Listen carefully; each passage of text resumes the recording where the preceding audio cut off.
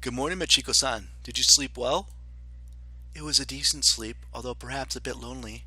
However, you seem to be getting along well with my little sister. Takani, was it?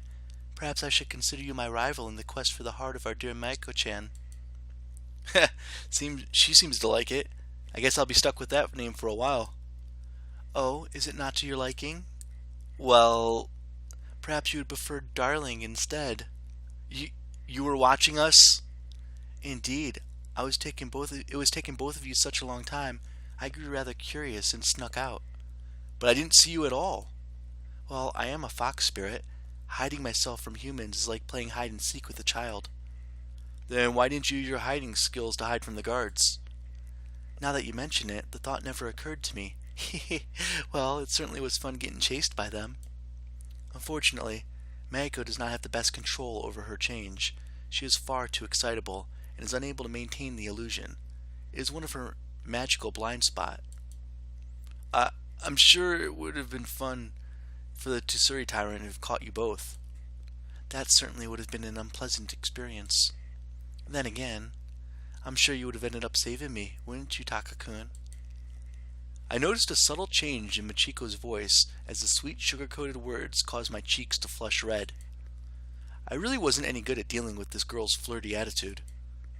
Stepping backwards, I turned towards the stairs at the end of the corridor and replied in a hurried voice, Maiko-chan is waiting for us. And with that, I rushed towards the kitchen, with Machiko giggling behind me as she followed. Ah, good morning, both of you. I fixed up some eggs and toast for you. There are some oranges, too.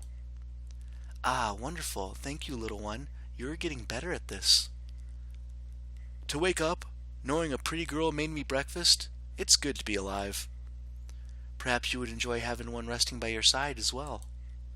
That's a bit overkill, especially considering the condition of said girl. I recalled the sight of Machiko sleeping yesterday, and my cheeks immediately grew red.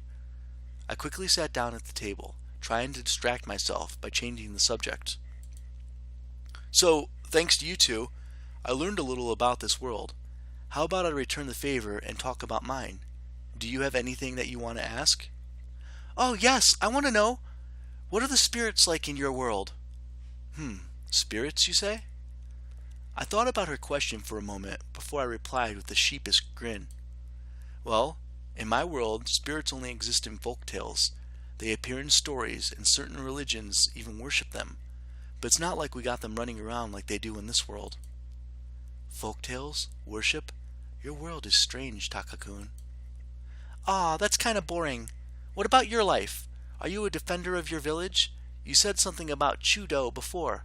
What is that? You mean judo? Well, in my world, people go to this place called school. It's basically a place of knowledge where you learn a lot of things before you're considered an adult in our society. But in my world, the defenders are known as the police.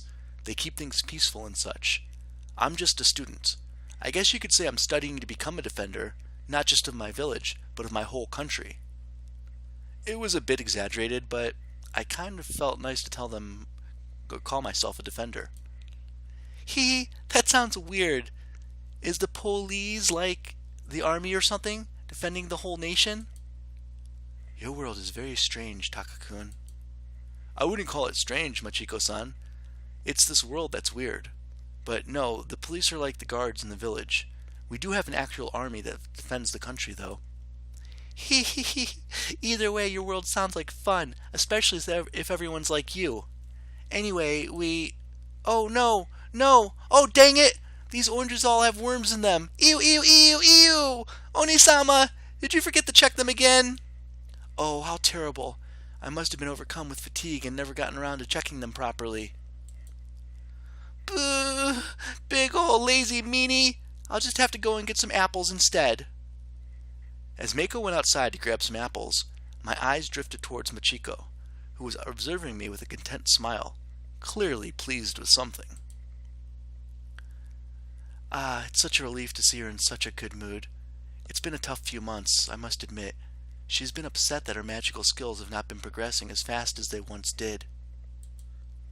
We all have our ups and downs, especially when it comes to studying.